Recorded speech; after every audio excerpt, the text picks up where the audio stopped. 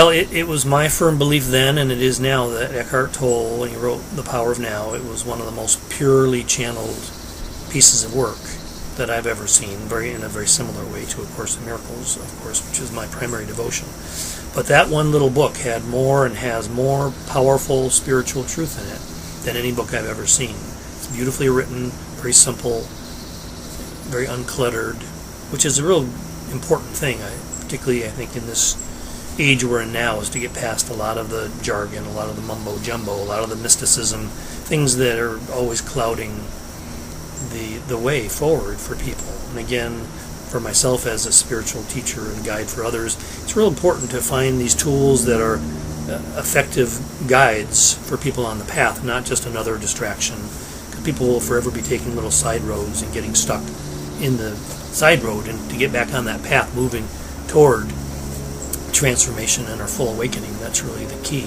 So Eckhart approaches that so beautifully in The Power of Now, and one of the ways in which he starts is by defining God in a way that I've never heard or seen before. He defines God as the unmanifested, and that alone to me is a powerful spiritual teaching, just to recognize that if you think of the energy that we call God as unmanifested love or unmanifested light, this energy is looking for a way to manifest. Okay, so then suddenly we now understand our role better, because how is it going to manifest but through us? We become portals or vessels or channels through which divine energy, call it light, love, forgiveness, compassion, whatever you want to call it, it has to manifest through something. And as humans, say perhaps in a slightly different way than a tree, we become an active portal because we take it with us. Our body's a communication device, as is a tree. But a tree can only really affect its environment, which stays pretty much in one place for all of its life. We, again, are portals, but we are very mobile portals. Our lives go through many different changes. We move about geographically. So we become a much more useful portal or channel than a tree. Again, not better, just different. So what's happening with our evolution of consciousness as humans is we're becoming collectively more aware of our function, both as individuals, but even more important, as a collective. Because where we're heading now is really all about the collective. It's all about dropping the egoic identity as the primary function or identity that we carry.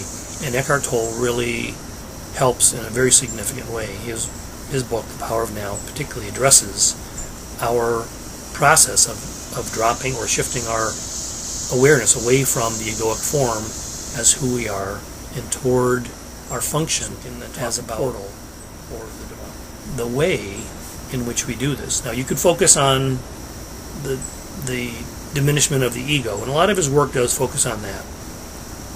But particularly in The Power of Now, as opposed to his newer book, A New Earth, he focuses a lot on the actual essence of what it is to be a portal or a channel for the divine.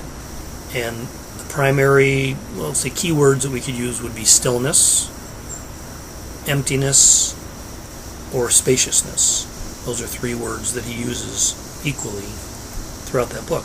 And understanding those, appreciating the essential quality of stillness or emptiness or spaciousness is a very valuable tool for anyone on this path. I mean, one of the things that you commented on before and others have commented on is that when and probably anyone, when they're really in a place of being a divine channel, you recognize in that moment that the person is very calm. There's a very calm, still quality to them. Certainly when you watch Eckhart speak, he's very calm. Not a lot of nervous, agitated energy. He's very calm. So to be a good portal, we need to find ways to calm or still ourselves. Because it's in the stillness, basically, we're taking away any egoic vibration that interferes. I mean, all of us are like, say, a prism. The white light, the divine light, is coming through us in its pure form, and then as a prism, we're refracting that light, and it's coming out in a certain color. More pink, more blue, more green, more whatever. The clearer we are, the more clearly this light can move through us. So if we become very clear, we become more like a mirror than a prism. We're not refracting or bending the light, changing its frequency and changing its color. It's more of a better than mirrors, that we become like a window or a doorway. The key again is that we empty ourselves of any of the egoic structure, because the egoic structure will just, again, color the light. It'll change it. You see different teachings, all teachers to some degree, you see elements of their egoic structure in their work. It'll have a different flavor, a different complexion, a different twist. Sometimes you see a lot of ego, sometimes you see very little ego. Many people, when they become channels for this divine energy, they'll actually even decide that, well, this can't be me, so I'm going to give this channel a name. So like Abraham Hicks, Esther Hicks, picks Abraham as the name, because she can't really identify it as her higher self. So she would say, oh, it's a collective entity called Abraham. Well, she's making that up. I mean, there's no such thing. Just like there's no such thing as God. There's no such thing as Jesus.